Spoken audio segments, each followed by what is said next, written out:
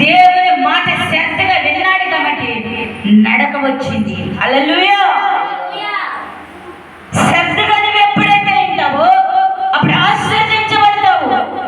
శ్రద్ధ తప్పితే నువ్వు దీవెనలు ఏమో పొందుకోలేవు.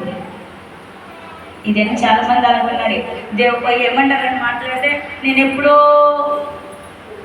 అన్ని దర్శనాలు పొందుకున్నా, ముందే జరగబోయే చెప్పేసేదాన్ని. మరి ఇప్పుడేమైంది?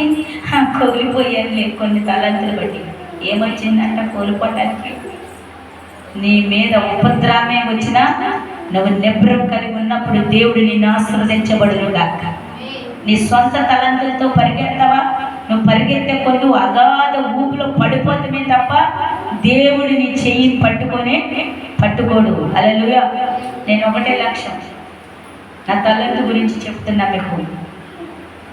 ఉన్నే లేకపోనే, వస్తులుండే, శ్రమలే రాని, దుఃఖమే కలిగిన నా దేవుని మీద మాత్రమే నేను ఆధారపడతానని.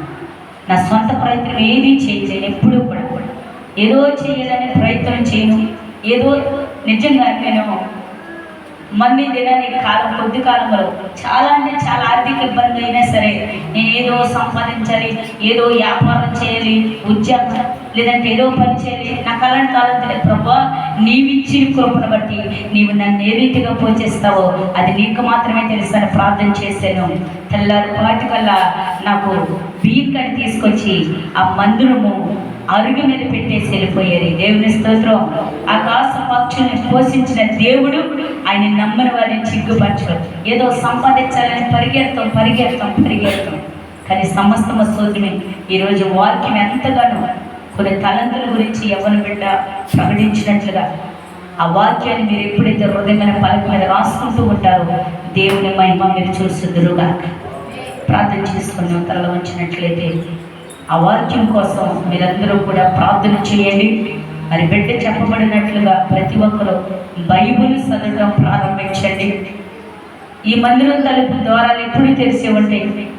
మేము ఇప్పుడే కదండి మందిరం కట్టిన ప్రారంభించబడినప్పుడు కానీ ఈ వరకే ఇంటిలో చేసినప్పుడు కానీ మేము ఎప్పుడూ కూడా మా ఇంటికి కూడా తాళం వేసింది లేదు. వాళ్ళంతగా వాళ్ళ ఇంటికి వస్తాం, ఆ ప్రార్థన చేసుకుంటే అలాగే మందిరం ద్వారాలు ఎప్పుడు తెరవబడే ఉంటాయి. కాబట్టి మీరు ఎవరైనా సరే ఎనీ టైం వచ్చి ప్రేయర్ చేసుకోండి. దయచేసి 8 గంటలు కానీ ఆరాధన ప్రారంభించండి. దేవుడి కార్యాలు పొందుకుందాము. పరిశుద్ధుడా, మోహనుడా, ప్రేమగలిగిన దేవ, విడే చుట్టూ పరిశుద్ధాత్మ కంచివేయండి. అయా విన్న వాక్యాన్ని హృదయమైన పలక మీద రాయటానికి సహాయం చేయండి.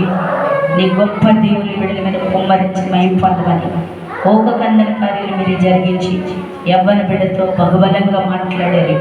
ఇంకా విస్తరింప చేసి మహిమ పొందమని నజరుడనే యేసు నామమున అడిగి వేడుకున్నాం తండ్రి. ఆమేన్. హల్లెలూయా.